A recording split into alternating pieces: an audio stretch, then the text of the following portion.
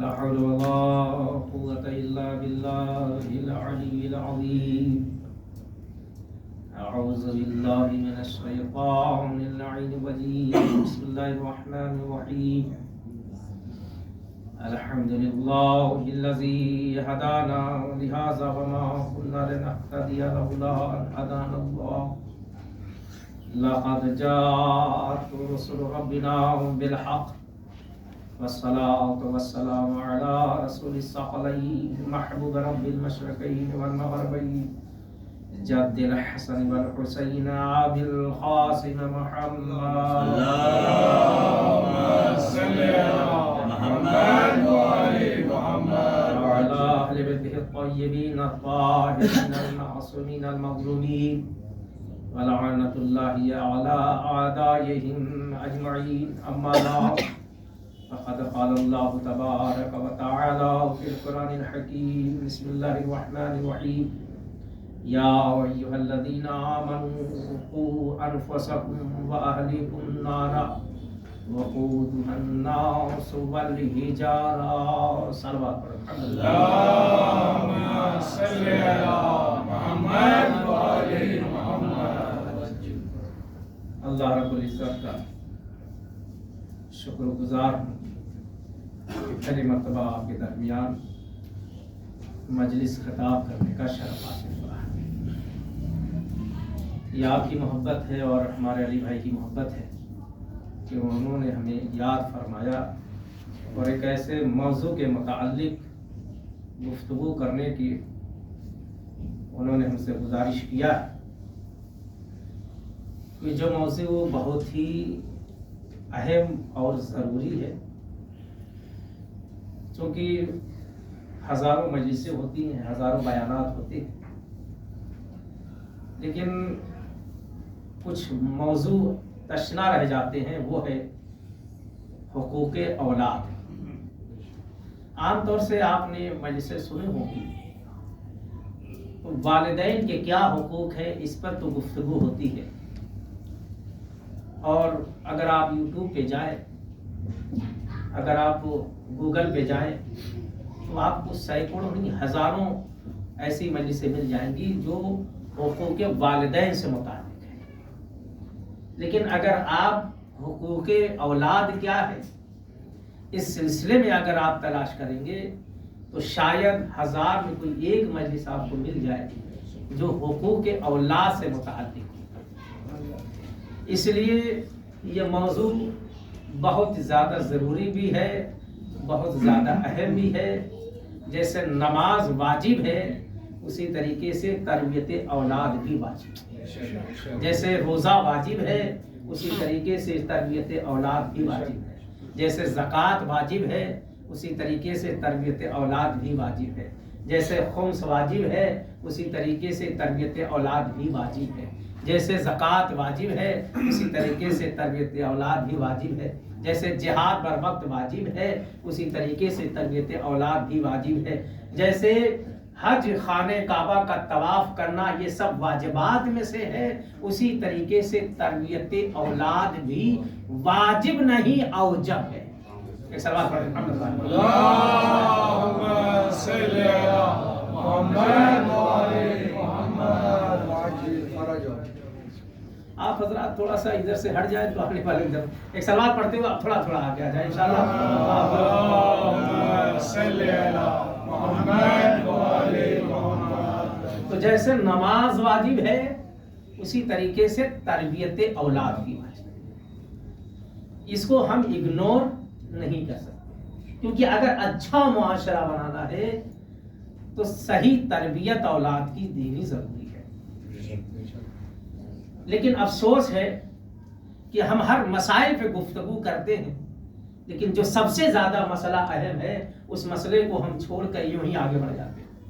میں نے ابھی آپ کی خدمت میں عرض کیا کہ اگر آپ یوٹیوب پہ جائیں تو ہزاروں آپ کو والدین کی عظمت، یقیناً والدین کی بہت بڑی عظمت ہے، ان کا احترام واجب ہے، وہ لائق احترام ہے، ہر اعتبار سے وہ لائق احترام ہے.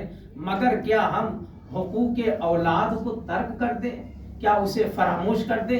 کیا ہم یہ نہ بتلائیں باپ کو کہ تمہارا حق کیا ہے، تمہاری ضرورتیں کیا ہیں، تمہارے لیے اولاد کے لیے کیا کیا حقوق بیان کیے گئے ہیں، کیا یہ بیان کرنا ہمارے لیے ضروری نہیں ہے؟ عزیزان گرامی، کوشش کروں گا کہ انہیں 3 4 5 مجلسوں میں یہ بیان کرنے کی کوشش کرتا ہوں، شاید کچھ بات آپ تک پہنچا سکوں۔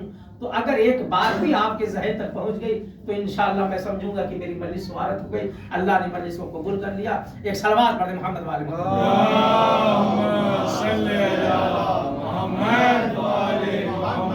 تربیت اولاد، یہ بہت اہم اور بہت ضروری موضوعات میں سے، اس کو ہم ترک نہیں کر سکتے۔ لیکن عزیزان گرامی، اس اہم موضوع کو کہاں سے شروع کریں؟ سوال اسی بات کا ہے، کہاں سے شروع کریں؟ تربیت کا آغاز کہاں سے کریں؟ دیکھیے، تربیت یہ لفظ عربی کا لفظ ہے، جس کے لغوی معنی بھی ہیں، جس کے اصطلاحی معنی بھی ہیں۔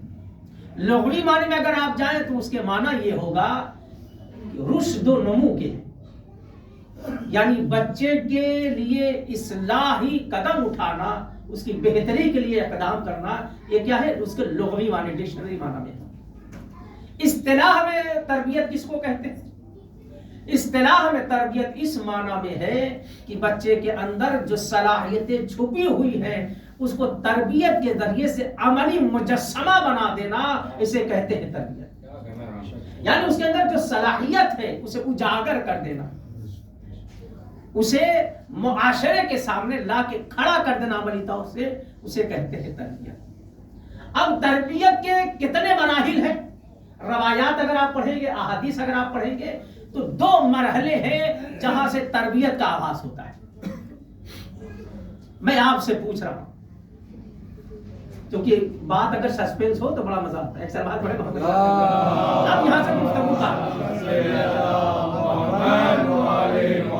میں آپ سے پوچھ رہا ہوں، میں آپ سے سوال کر رہا ہوں کہ بچے کی، اپنی اولاد کی تربیت کا آغاز کہاں سے کریں؟ جب 15 سال کا ہو جائے تب؟ جب 14 سال کا ہو جائے تب؟ جب 13 سال کا ہو تب؟ جب 12 سال کا ہو تب؟ جب 9 سال کا ہو تب؟ جب 8 سال کا ہو تب؟ جب 7 سال کا ہو تب؟ تب 6 سال کا ہو تب؟ 1 سال کا ہو تب؟ 6 مہینے کا ہو تب؟ تو آپ کا جواب کیا ہوگا؟ کہاں سے آغاز کرے تربیت کا اپنی اولاد؟ ایک سلوات پڑھے محمد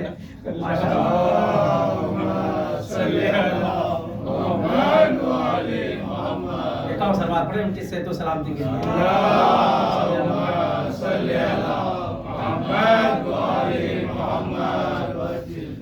تربیت کے 2 مراحل ہو گئے، ایک بچے کی پیدائش سے پہلے اور ایک بچے کی پیدائش کے بعد۔ ابھی ہم بچے کی پیدائش سے پہلے پر گفتگو کریں گے کہ تربیت کہاں سے ہو۔ 9 سال کا ہو جائے تب نہیں، 8 سال کا ہو جائے تب نہیں، 4 سال کا ہو جائے تب نہیں، 1 سال کا ہو تب نہیں، 6 سال 6 مہینے کا ہو تب نہیں۔ ابھی اس کا وجود بطن مادر میں نہیں ہوا ہے، اس وقت سے تربیت کا آغاز شروع ہو جاتا ہے۔ کہاں سے؟ انتخاب زوجہ، یہیں سے تربیت کا آغاز ہوتا ہے۔ رسول اللہ صلی اللہ علیہ وسلم نے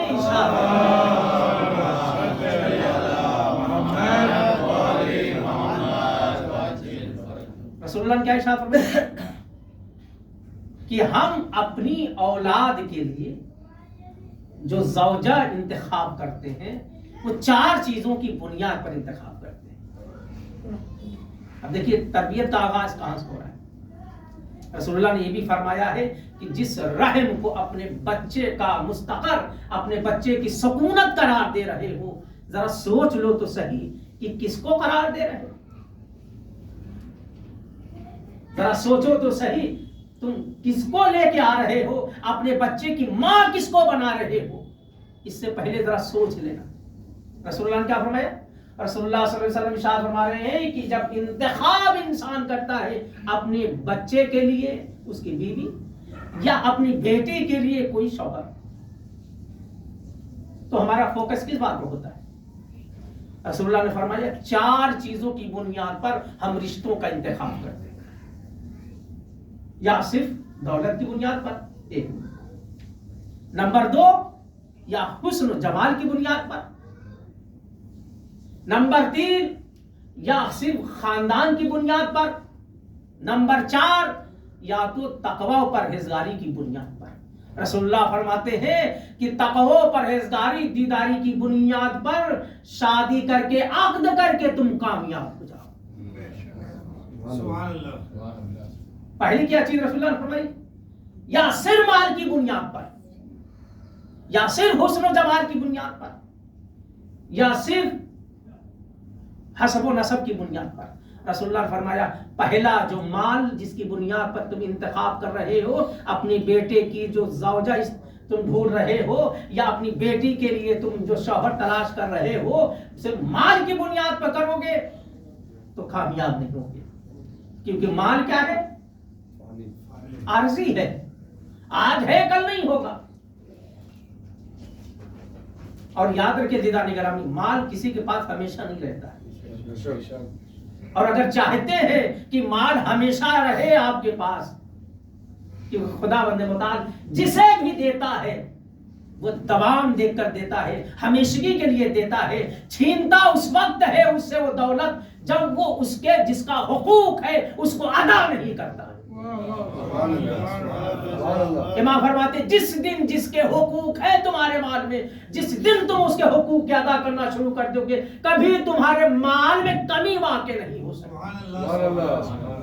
اور آپ نے دیکھا ہوگا بہت سے بڑے بڑے دولت مند آپ کو دنیا میں مل جائیں گے، مگر چند سال کے بعد ان کا کاروبار بکھر گیا، وہ جہاں جس لائن میں پہلے تھے اسی لائن میں آج کھڑے ہوئے نظر آ رہے ہیں۔ کیوں؟ کیونکہ اس کے مال میں اللہ نے جن کے حقوق رکھے تھے ان کے سروں پر، ان کے حقوق انہیں نے عطا نہیں کیا، اس لیے اللہ نے ان کے ضبط کر دیا ان کے مال کو۔ تو مال کیا ہے؟ عارضی ہے، کبھی ہمیشہ رہنے والی چیز نہیں، مگر کب تک؟ جب تک کہ جس کے حقوق ہے اس کو ہم ادا نہ کریں۔ تو مال کی بنیاد پر اگر کوئی انتخاب کر رہا ہے تو رسول اللہ فرماتے ہیں وہ بھی کامیاب نہیں۔ حسن و جمال کی بنیاد پر اگر انتخاب کر رہا ہے تو رسول اللہ نے فرمایا یہ بھی عارضی ہے، حسن ہمیشہ باقی رہنے والی چیز نہیں، آج ہے کل حسن نہیں رہتا، کل ہم اور کسی شکل میں تھے آج کسی شکل میں۔ تو اگر حسن کی بنیاد پر انتخاب کرو گے تو حسن عارضی ہے، آج جوانی ہے، کل تھوڑے دنوں کے بعد وہ چہرے پہ جو رونق ہے ختم ہو جائے گی، پھر اس کے بعد کیا ہوگا؟ پھر وہ صرف ڈھانچہ بچے گا، جسم بچے گا، خوبصورتی باقی نہیں رہے گی۔ رسول اللہ فرماتے ہیں کہ حسن کی بنیاد پر بھی اگر کرو گے تو گھاٹا اٹھانے والا نہیں ہوگا۔ رسول اللہ نے فرمایا یا تو پھر خاندان کی بنیاد پر کیا جاتا ہے، بڑا خاندان ہے، بڑا نام ہے، دینی اعتبار سے نام ہو کہ نہ ہو، ایک سرکار پر محمد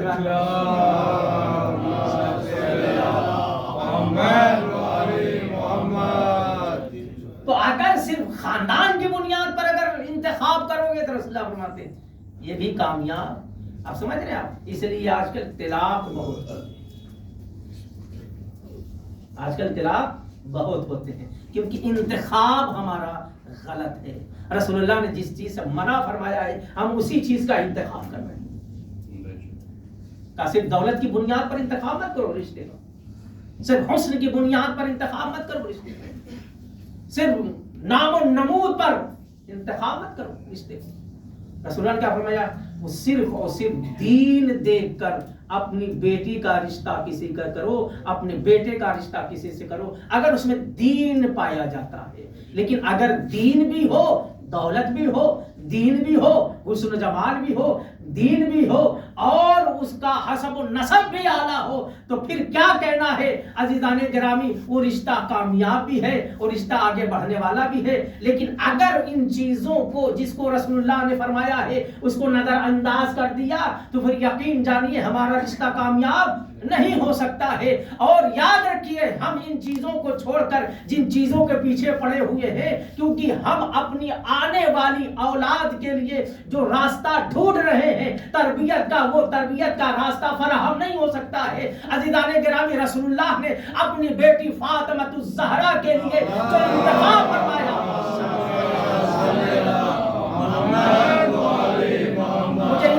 سے بتائیے فاطمہ الزہرا جیسی خاتون قیامت تک کسی جگہ پائی جا سکتی ہے؟ کسی عہد میں پائی جا سکتی ہے؟ کسی زمانے میں پائی جا سکتی ہے؟ رسول جیسا باپ کوئی زمانے میں پیدا ہو سکتا ہے؟ نہ عزیزان گرامی، نہ رسول جیسا باپ، نہ فاطمہ الزہرا جیسی بیٹی، لیکن اس عظیم المرتبہ انسان نے، اس نبی اور رسول نے اپنی بیٹی فاطمہ الزہرا کا عقد کیا تو کس سے کیا؟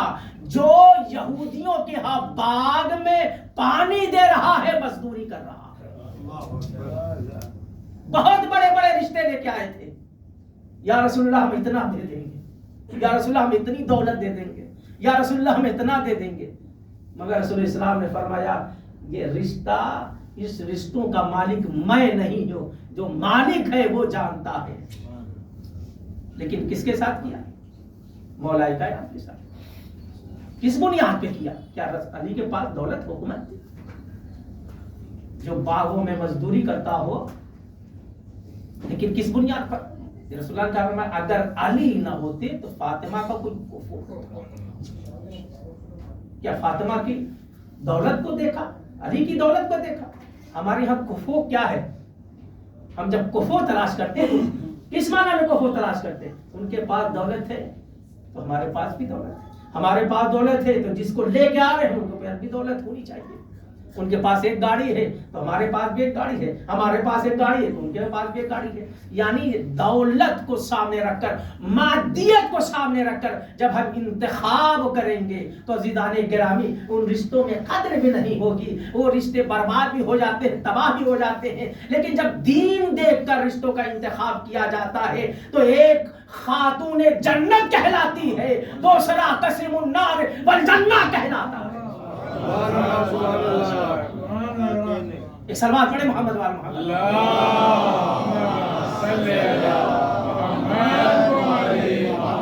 تربیت اولاد کہاں سے کریں؟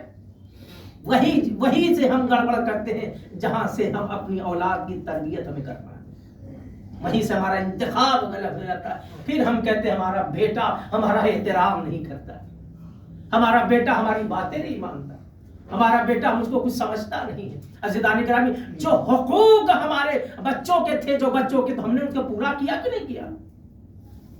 جب ہم نے اس کے حقوق کو پورا نہیں کیا تو اگر وہ ہمارے حقوق کو پورا نہیں کر رہا ہے تو پھر انہیں شکوہ شکایت کی بات نہیں، پھر ہمیں تو اپنا محاسبہ کرنا چاہیے کہ ہم سے غلطیاں کہاں ہو گئی۔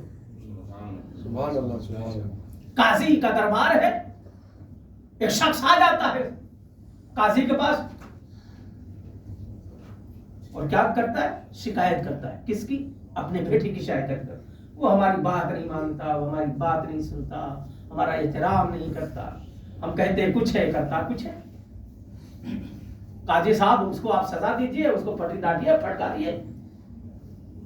تو قاضی صاحب نے اس کو اپنے پاس بٹھا دیا، کہا بیٹھو ذرا سا۔ جو نوکر چاکر تھے، جو درباری تھے، دربان تھے، ان سے کہا جاؤ اس کے بیٹے کو بلا کے لے کے آؤ۔ عزیزان گرامی ذرا غور سے ملاحظہ فرمائیے، واقعات درس کے لیے ہوتے ہیں، اسے ہم سبق لیں کہ کیا ہے اس میں، مزہ لینے کے لیے واقعات نہیں تھے۔ ایک سلمان پڑھے محمد علی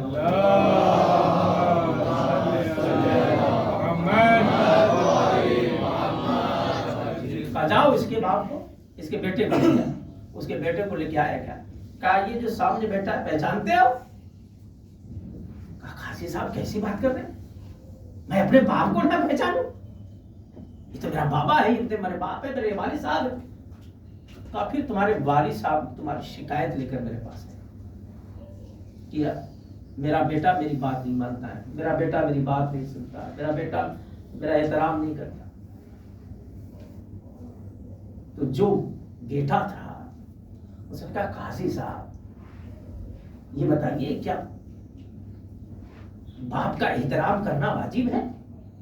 کہا کیسی بات کر رہا ہوں؟ کہا دین نہیں پڑھا، شریعت نہیں جانتے، قرآن نہیں پڑھا کہ باپ کا احترام واجب ہے؟ کہا اچھا باپ کا احترام واجب ہے، آپ نے کہا میں نے مان لیا،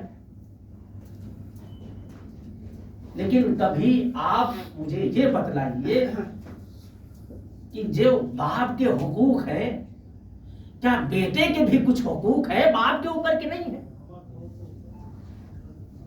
عزیزان گرامی، جو قاضی صاحب نے اس نے کہا ہاں، جہاں اتنے باپ کے حقوق ہیں بیٹے کے اوپر، وہیں بیٹے کے حقوق ہیں باپ کے اوپر. 3 حقوق باپ کے ہیں، 3 حقوق بیٹے کے ہیں. ایک تو پہلا حقوق باپ کا یہ ہے کہ اس کی تعظیم کی جائے، تقریر کی جائے. دوسرے کی اس کی اطاعت و فرمانبرداری کی جائے. تیسرے کی اس کا بات مانی جائے، اس کی طرف اس کے حکم پہ آگے سر جھکا دیا جائے. یہ سارے باپ کے حقوق میں سے آتے ہیں. کہا بیٹے کے بھی کچھ حقوق ہیں کہ نہیں ہے؟ کہا بیٹے کے بھی کچھ حقوق ہیں. اس میں پہلا حق یہ ہے کہ جو باپ اپنے بیٹے کے لیے ماں تلاش کر رہا ہے، اسے چاہیے کہ ایسی ماں تلاش کرے جو مومنہ ہو. ایسی ماں تلاش کرے جو مومنہ ہو، جو اچھی تربیت کر سکتی ہو. کا پھر دوسرا حقوق کیا ہے؟ کا دوسرا حقوق یہ ہے باپ بیٹے کا اور باپ کے اوپر کہ اس کا اچھا نام رکھا جائے. اور ہونا دیدہ نگران، اس کا باپ کا کیا ہے؟ حق بنتا ہے کہ وہ اپنی اولاد کا بہترین نام رکھے. ایک سوال پڑھ محمد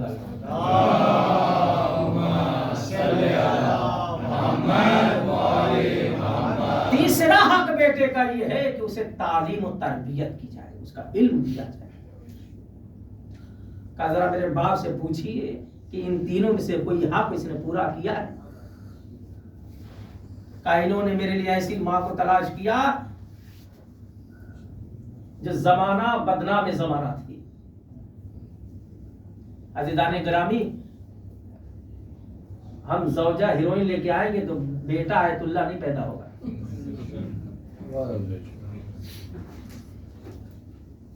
جیسی آگوش ہوگی، جیسی کوکھ ہوگی، اسی اعتبار سے بچہ دنیا میں جب آئے گا تو اسی کے نقشے قدم پہ چلے گا. کیونکہ جو تاثیر ہوتی ہے، جو صفات ہوتے ہیں، وہ روایات کے مطابق وہ بچے میں منتقل ہوتے ہیں.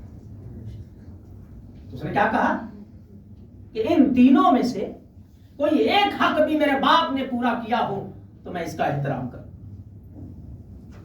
قاضی صاحب کو پتا ہے کہ انہوں نے میری ماں، جو میری ماں ہے جس سے انہوں نے شادی کی، وہ بدنام زمانہ. دوسرے کہ انہوں نے نام جو میرا رکھا وہ جول رکھا. جول عربی کہتے ہیں گبریلا کو. گبریلا سمجھ رہے ہیں؟ جیسے پچھلے زمانے میں آپ جاہلیت، دور جاہلیت میں چلے جائیں، کتے کو دیکھا تو نام رکھ دیا، بلی کو دیکھا تو اس کے نام پہ رکھ دیا. اور آج بھی اگر آپ دیکھیں تو کوئی جمعے کو پیدا ہو گیا تو اس کا نام جمعہ رکھ دیا، لڑکی ہے تو اس کا نام جمنی رکھ دیا. یہ نام کا بڑا اثر ہوتا ہے. ایک سال بات کرے محمد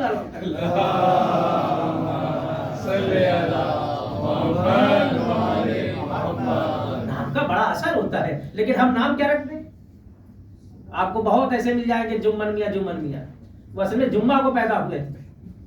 ہمارے یہاں ایک جمنی بھی ہے جو جمعہ کو پیدا ہوئی تھی، لڑکی تھی مگر جمنی ہو گئی. تو نام کیسے کیسے رکھے جاتے؟ تو انہوں نے کہا کہ میرا نام انہوں نے، میرے باپ نے ایسا رکھا جس کو اگر میں اردو زبان میں کہوں تو گبریلا. آپ نے گبریلا سمجھ رہے ہیں کس کو کہتے ہیں؟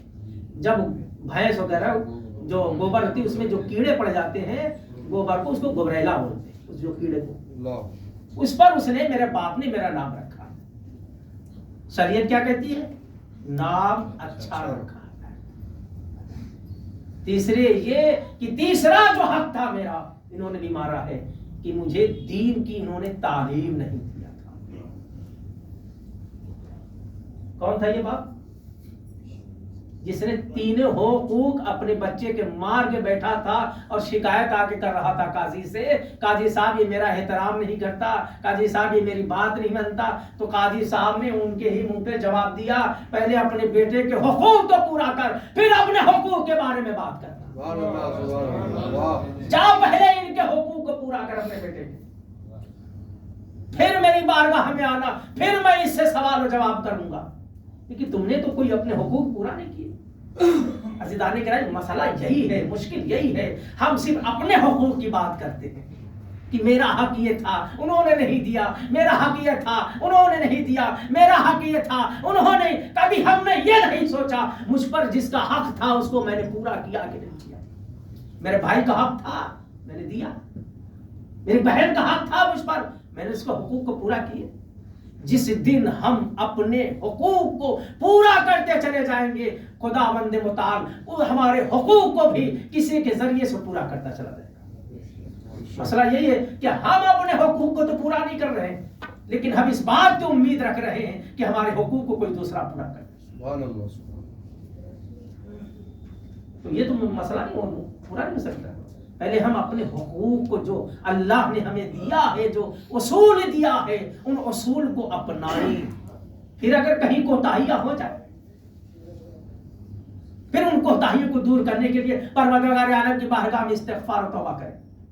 لیکن جب تک حقوق نہیں پورے کیے تو نام عزیزان گرامی، نام کا بڑا اثر ہوتا ہے۔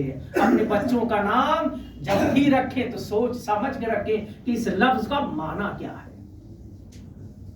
کسی ایکٹرس کے نام پر نام مت رکھ دینا، کیونکہ اس کے نام کیا ہے، اس کا معنی کیا ہے، یہ آپ کو خبر نہیں ہے۔ جب بھی نام رکھو کسی عالم کے پاس جاؤ، پہلے ان سے پوچھو اس نام کا مطلب کیا ہے، یہ نام رکھے کہ نہ رکھے، کیونکہ نام کا اثر بہرحال بچوں میں اس کو باگزار ہوتا ہے۔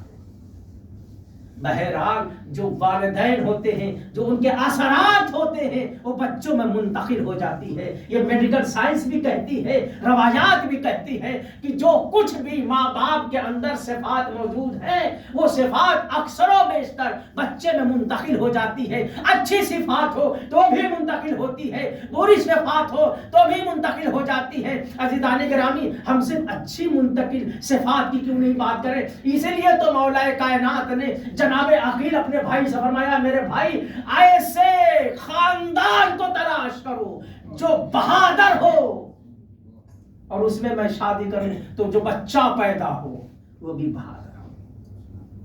یوں ہی مولا کائنات، کیونکہ جناب عقیل کون تھے؟ ماہر انصاف تھے۔ وہ جانتے تھے کہ عرب کا شجرہ کیا ہے، کون خاندان کتنا عظیم ہے، کون خاندان کتنا کامل ہے، کون خاندان نسب و حسب کے اعتبار سے پاک و پاکیزہ ہے۔ اس لیے مولا کائنات نے پوچھا ایسا گھرانہ تلاش کرو۔ اب سمجھے آپ، کیونکہ جو خون ہوتا ہے، جو صفات ہوتی ہے، وہ چاہے ماں ہو چاہے باپ ہو، وہ بچے کے اندر منتقل ہو جاتی ہے۔ اور اللہ نے ایسا منتقل کیا، علی کے کمالات و صفات کو مولا عباس میں ہو بہو علی بنا کے بھیجا۔ سیرت میں بھی علی تھے، کردار میں بھی علی تھے، صورت میں بھی علی تھے۔ علی کے ہاتھ میں ایک علی تھا، اس علی نے بھیجا علی بنا کے، اور ایسا علی بنایا کہ چلتا ہوا رہا تو لوگوں نے کہا یہ علی ہے، بیٹھا تو لوگوں نے کہا یہ علی ہے، بولا تو لوگوں نے کہا یہ علی ہے۔ عزیزان گرامی، شعور و فکر و تربیت و کردار و سیرت مولا کائنات علی بن ابی طالب کی مولا عباس میں اس طرح تھی کہ صفین میدان میں جب گھوڑے پہ سوار ہو کے چلے، جب تلوار اپنے عام سے نکالی اور جب گردنیں اڑانی شروع کر دی تو ہر طرف نعرہ ایک ہی تھا، یہ علی ہے، یہ علی ہے۔ نعرہ حیدری۔ ایسا صفات، ایسا ملکہ دے کر مولا کائنات کا جو ملکہ تھا مولا عباس میں ہو بہو شامل کر کے مولا کائنات کو آغوش میں عباس کو دیا ہے۔ اور ایسی تصویر بنا کے علی کی بھیجی کہ دشمن بھی پہچان نہ سکا یہ علی ہے یا ابن شاسا نے اپنے بیٹے کو 7 بیٹوں کو بھیجا تھا جنگ صفین میں۔ جب اس نے کہا اس کے مقابلے میں جاؤ تو اس نے کہا کہ 1000 کے مقابلے میں میں جاتا ہوں اور اس کے مقابلے میں جاؤں یہ میری توہین ہے۔ تو اس نے 7 بیٹے بھیجے تھے اور 7 کو ایک ایک وار میں مولا عباس نے ان کے سروں کو ہوا میں اڑایا تھا، اور جب 7 بیٹے آنکھوں کے سامنے مارے گئے تب اس نے اپنی تلوار کو نیام سے نکالا، کہا اب میں بتاتا ہوں اس جوان کو کہ میں کون ہوں۔ رزق پڑھتا ہوا جب آیا اور جب اس نے کہا کہ میں فلاں ہوں میں فلاں ہوں، میں فلاں ہوں، اس نے اپنا شجرا گنوایا ہے۔ تو مولا عباس نے کوئی شجرا نہیں، چپ چاپ تھے، اپنی تلوار کو دھار دے رہے تھے، اسے تلوار پہ تلوار چلائی، مولا عباس نے تلوار کو تلوار سے روکا، اور تیسری وار میں مولا عباس نے جو اس کی گردن پہ وار چلائی تو پھر اس کی گردن ہوا میں دکھائی دے رہی تھی۔ اور جب پلٹے ہیں تو دنیا یہی سمجھ رہی تھی کہ ابھی تک علی سمجھ رہی تھی، لیکن جب علی کی بارگاہ میں آئے، جب علی نے ایک علی کے چہرے سے نقاب اتاری، تب دنیا نے پہچانا یہ علی نہیں، ثانی علی عباس ہے۔ اس کا مطلب کیا ہوا؟ اس کا مطلب کہ خون کے اثرات ماں کی طرف سے ہوں یا باپ کی طرف سے، وہ بہرحال بچے میں منتقل ہوتے ہیں۔ بات کہاں سے چلی تھی کہ ہم تربیت کا آغاز کہاں سے کریں؟ تربیت کا آغاز وہاں سے ہے جہاں سے اب تک ہم نے سوچا ہے۔ عزیزان گرامی، بڑا اہم مسئلہ ہے اور اس پہ ہمیں سوچنا بھی چاہیے، کیونکہ ہم پہلے بیٹے ہیں، باپ نہیں۔ کائنات میں صرف دو ہیں جو ماں اور باپ بیٹے نہیں ہیں، وہ جناب آدم ہے یا جناب حوا ہے، ورنہ کائنات میں جتنے پہلے بیٹے ہیں۔ تو اگر ہمیں اپنے بیٹوں کی فکر کرنی ہے آنے والی نسلوں کے لیے، تو ہمیں تربیت کے بارے میں، تربیت اولاد کے سلسلے میں جاننا بھی چاہیے ہے، سمجھنا بھی چاہیے ہے کہ ہم اب تربیت کس طرح سے کریں، کیونکہ ہم اگر تربیت اچھی کریں گے تو ماحول اچھا بنے گا، بری تربیت ہوگی تو ماحول برا ہوگا۔ عزیزان گرامی، یہی وجہ ہے کہ جب اچھی اولاد ہو تو صدقہ جاریہ بن جاتی ہے۔ اگر اولاد اچھی ہو، تربیت صحیح سے کر دیا جائے تو کیا ہوتی ہے؟ صدقہ جاریہ ہے۔ خدا کی قسم، کم سے کم قبر پر فاتحہ تو پڑھ دینا، ایک فاتحی کے تو ہم محتاج ہیں مرنے کے بعد، ورنہ دولت کہاں ہے، گھر کہاں ہے، رتبہ کہاں ہے، شان کہاں ہے، سب قبر کے باہر ہے۔ قبر میں صرف ایک چیز ہے، وہ کیا ہے؟ ہمارا عمل ہے۔ اگر تربیت ہم نے اچھی کی ہوتی، اب اگر میں ابھی ایک ویڈیو دیکھ رہا تھا، انہوں نے بڑی اچھی بات کہی، کہا قبرستان میں چلے جاؤ آپ، دو طرح کی قبرستان نظر آئیں گے، دو طرح کی قبریں نظر آئیں گی آپ کو۔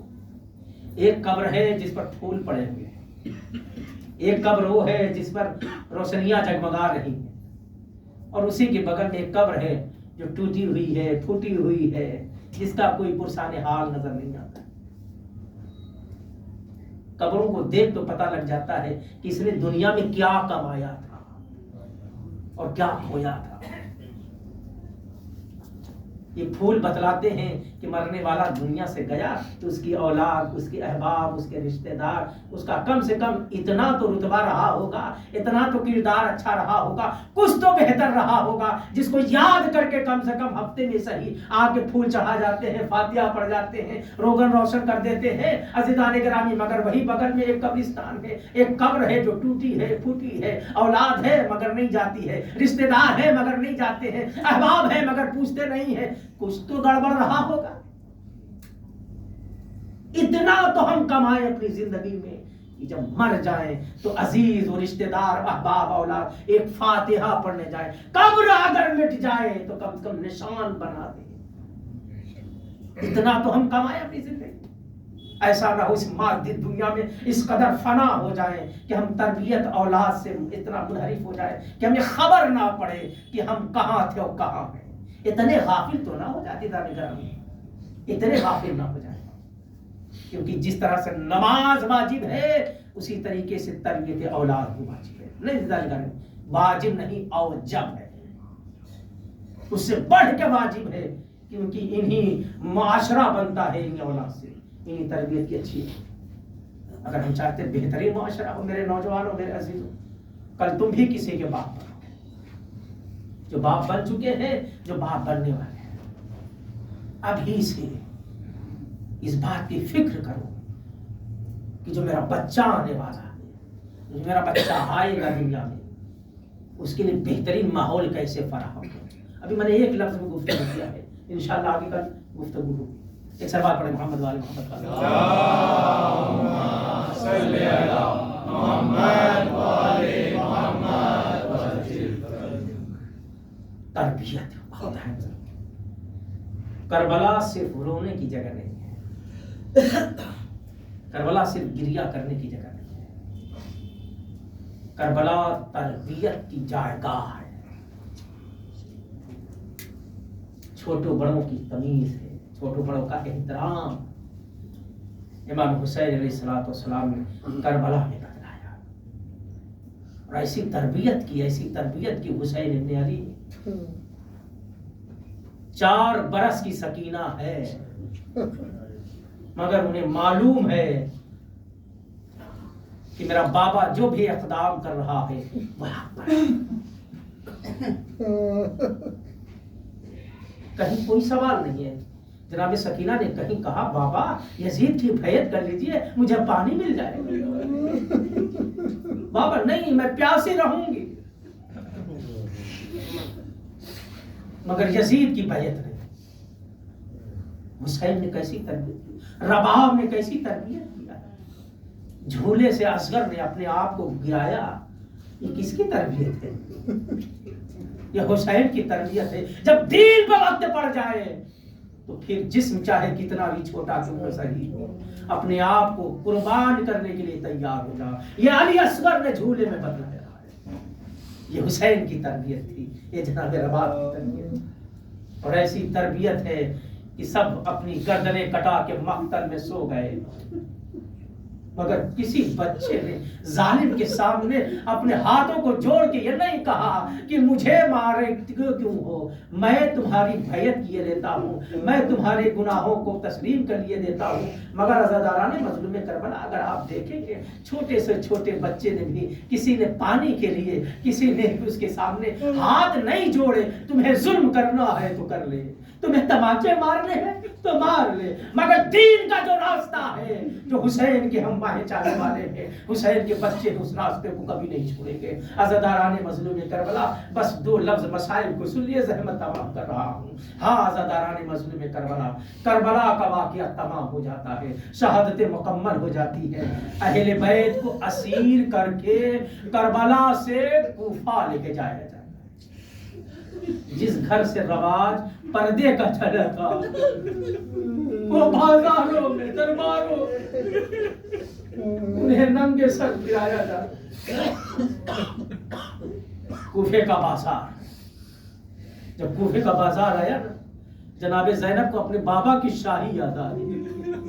سن 67 ہجری میں جناب زینب ام کلثوم شہزادیاں بن کے آئی تھی۔ حسن حسین مولا عباس مدینے لینے کے گئے تھے، اور جب کوفے کے بازار میں پہنچے نا تو مولا کائنات نے کہا عباس جاؤ بازار والوں سے کہہ دو کہ بازار بند کر دے، کوئی مرد چھتوں پر نہ ہو، عورتیں جائیں، میری بیٹیاں زینب ام کلثوم آ رہی ہے، ان کے استقبال میں جائیں، کسی مرد کی نگاہ نہ پڑے، بازار خالی کرا دو، بازار بند کرا دو، میری بیٹی زینب آ رہی ہے، میری بیٹی ام کلثوم آ رہی ہے۔ عزاداران مظلوم کربلا، وہ سن 37 ہجری کا بابا کا کوفہ تھا، مگر آج سن 61 ہجری یہی کوفہ ہے۔ زینب بیردہ ہو کے آ رہی ہے، ام کلثوم بیردہ ہے۔ جب بازاروں میں آئی نا، بابا کا زمانہ یا ارے ہم اس راستوں سے نہ جائیں گے۔ عزاداران مظلوم کربلا، اس ملعون نے جانتے کہا یہ تمہارے باپ کا کوفہ نہیں ہے، یہ ابن زیاد کا کوفہ ہے۔ اسی طرح بازاروں سے گزرنا ہوگا، اسی طرح درباروں سے ننگے سر گزرنا ہوگا۔ عزاداران مظلوم کربلا، چلتے چلتے قافلہ ایک جگہ ٹھہر جاتا ہے، نو کے نیزہ پر سر حسین بلند ہے، عباس کا سر بلند ہے، قاسم کا سر بلند ہے۔ ام حبیبہ کے پاس اس کی خاتمہ آ کے کہتی ہے دیکھ رہی ہو یہ کیسے اسیروں کے قافلے ہیں، نو کے نیزہ پہ کچھ سر بلند ہے، کچھ بیویاں ہیں جن کے بال بکھرے ہوئے ہیں، ایک قیدی ہے جس کے ہاتھوں میں ہتھکڑیاں ہے، پیروں میں بھیڑیاں ہے، گلے میں توکے خاردار ہے، چلو دیکھو تو صحیح یہ کیسا ہے وہ اسیروں کا قافلہ۔ کہا نہیں، میری شہزادی نے کہا تھا ایسا کوئی قافلہ کوفے میں آئے تو انہیں تماشا مت دیکھنا، کہا کہ چل نہیں سکتی ہو تو آؤ چھت پر جا کر ذرا دیکھو تو صحیح یہ کیسے مشریف لگ رہے ہیں، یہ کیسے اجڑے ہوئے قافلے ہیں۔ ام حبیبہ چھت چھت پہ آئی کیا دیکھ رہی ہے؟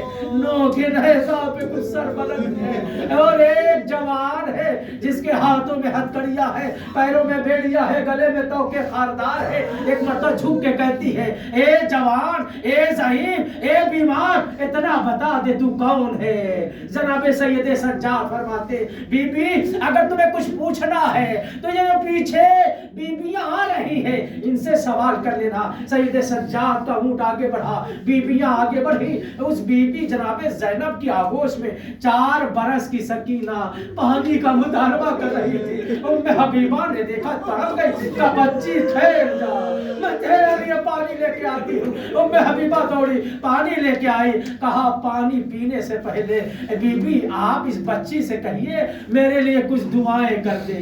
جناب زینب فرماتی ہے بتا بی بی تیری کیا دعائیں ہیں؟ کہا پہلی میری دعا یہ ہے کہ مجھے مدینہ جانا نصیب ہو جائے۔ جناب زینب نے دعا کے لیے ہاتھ بلند کی دیے، جناب سکینہ نے آمین کہنا شروع کر دیا، اے میرے اللہ اس بی بی کے مدینہ جانا نصیب ہو۔ عزاداران مظلوم کربلا ایک اور دعا تھی، کہا اے بی بی اس کے لیے دعا کر دے جیسے یہ بچی یتیم ہوئی ہے میرے بچے یتیم نہ ہو۔ عزاداران مظلوم کربلا جب دوسری دعا کی باری آئی مجھے مدینہ جانا نصیب ہو، کہا بی بی یہ بتا دے تم مدینے جا کے کیا کرے گی؟ کہا مدینے میں میری شہزادی زینب، علی کی بیٹی حسین کی بہن زینب ام کلثوم رہتی ہے۔ کہا یہ بتا اگر اپنی بیوی کو اس بازار میں اس مجمع میں دیکھے گی تو پہچان لے گی۔ کہا بیوی کیسی بات کرتی؟ کہا میری شہزادی، کہا یہ بازار، کہا یہ تماشائیوں کا مجمع، کہا نہیں نہیں اگر دیکھے گی تو پہچان۔ کہا بی بی ایسا ظلم نہ کرو، اپنی زبان سے میری شہزادی کا نام ان بازاروں میں مت لو۔ ایک مرتبہ جناب زینب نے اپنے چہرے سے بال ہٹایا، ام حبیبہ ارے تم نے اپنی شہزادی کو کہا، ارے میری تیری شہزادی زینب، اے ام حبیبہ یہ میری آغوش میں جو بچی ہے یہ حسین کی 4 سالہ بیٹی سکینہ، وہ جو ہاتھوں میں ہتھکڑیاں، پیروں میں بیڑیاں، گلے میں توکے خاردار، وہ سید سجاد، وہ نو کے نیزے پر جو سر بلند ہے، وہ حسین کا سر، وہ عباس کا سر، وہ علی اکبر کا سر۔ ام حبیبہ نے سر پیٹا، واہ حسینہ واہ مظلومہ، آئے ہے میری شہزادی، آئے میرا حسین، انا للہ و انا الیہ راجعون۔ رزم دے کسائے بدس پروردگار ہماری اس مختصر عبادت کو قبول فرما۔ یا اللہ جتنی مومنین مومنات موجود ہیں کہ تمام دلی حاجات کو پورا فرما۔ یا اللہ ہماری ناسوں کو ہمارے دہرہ میں جگہ عنایت فرما۔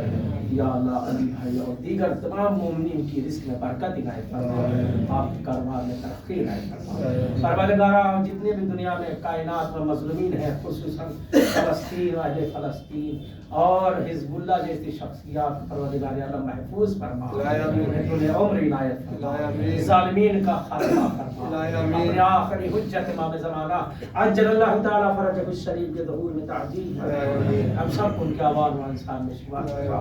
ربنا تقبل منا انک انت السمیع، وآخر دعوانا الحمد للہ۔